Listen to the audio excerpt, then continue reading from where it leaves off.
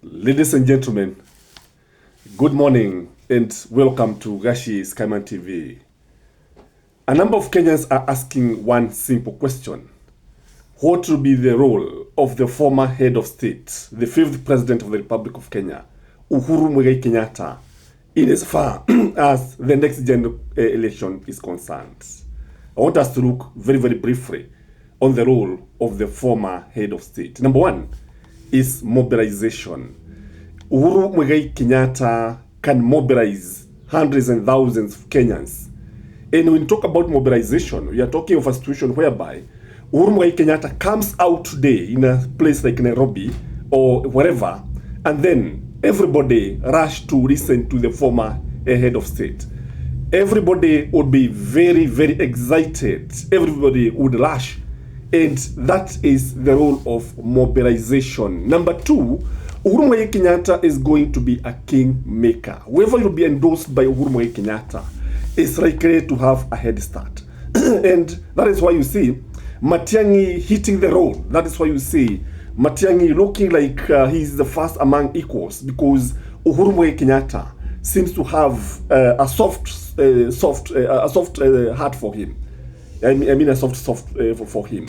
When you look at this idea of endorsing a candidate, when you look at the Western world, this idea of endorsing a candidate is usually very, very important. That is why you see when you are endorsed by maybe a former head of state in USA or somebody who is actually a celeb, you end up actually getting a lot of votes. So that endorsement comes with votes. That idea of making a king will be very, very important. So Uhuru Kenyatta, just like Yamoro Diga and Rigathi Gachagua, are going to play that role of a kingmaker. And especially when you look at the people of Mount Kenya, I don't think they can listen to any other person other than Uhuru Kenyatta. Number three importance of Uhuru Kenyatta is his rich advisory pre-election 2022 history. Uhuru Kenyatta would actually tell Kenyans what to expect if they voted for William Samoei Ruto. And for sure it happened. And because he's now like a prophet, because he's seen that whatever he was saying, people are actually listening to him, and those who did not listen to him have seen the consequences. Then it is important for now people to learn the lesson and do whatever they're supposed to do.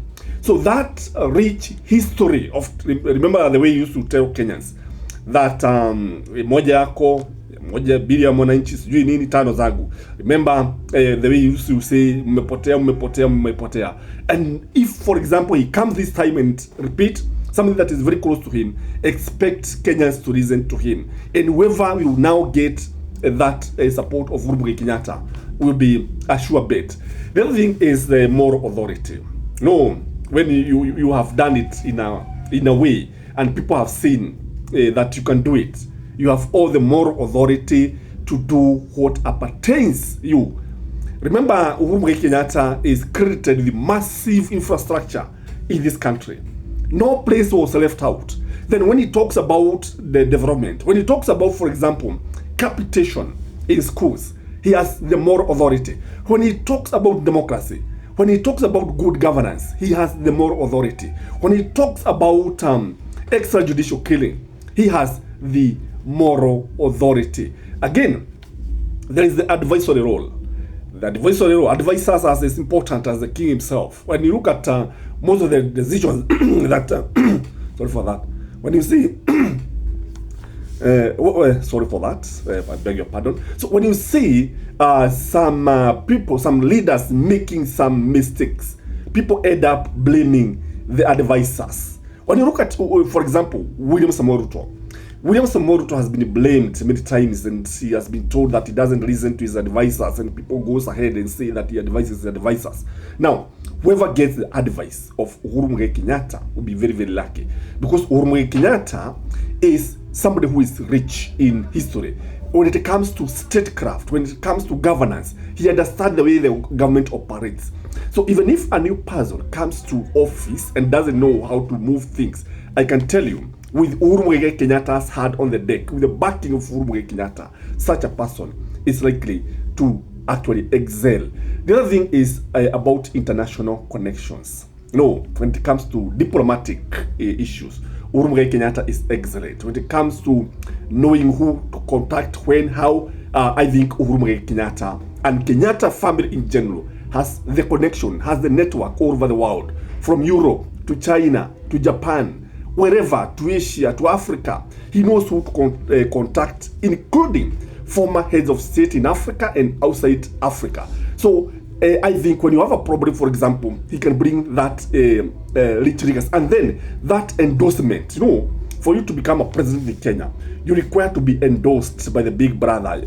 China need to be there, especially America, Britain. Especially America and Britain, they play a major role. Truth be told, not many people becomes president without actually the support of this. Now, this is where now Uhuru Muigai Kenyatta's influence comes in. This is where international connection comes in. He can be able to influence the West, maybe here and there, the major organizations, and they can be able to endorse you. The other issue is financial might. With Uhuru Muigai Kenyatta his wealth with what we call old money. Wacha hii pesa za hapa za watu wengine azipata hapa jana. Uhuru Muigai Kenyatta's family, the Kenyatta family, has what we call old money. They are rich, very rich. Huge tracts of land, major companies, financial institutions, and so on and so forth. So any presidential candidate would require a lot of money. Any presidential candidate would need money. Any presidential candidate would actually need somebody who would actually come and bail him out when you're in problem. One of the reasons why William Samoei Ruto preferred Rigathi Gachagua as his running mate is because Rigathi Gachagua has a lot of wealth also. And now because William Samoei Ruto baada ya kuchukua serikali na kuingia katika tamu za uongozi akasahau ya kwamba sasa huyu kazi yake imeisha. And this is because William Samoei Ruto already was in government. He was the head of state. He was the person in charge of the instrument of power. He was controlling the pulse of the nation, and therefore Gachagua was not important at all. Now, because you see, any candidate would like to have a friend. Any candidate would like to have somebody who will give you a backing. That person who will actually bail you out. Somebody who will even contribute his vehicles, manpower, and so on and so forth. This is where Uhuru Muigai Kenyatta comes in. I'm looking at many other leaders who are likely to have a lot of impact in the 2027 general elections. But Uhuru Muigai Kenyatta is that one person who will not be ignored, who you cannot be able to ignore, who you cannot be able to forget. And the nation will never forget Uhuru Muigai Kenyatta.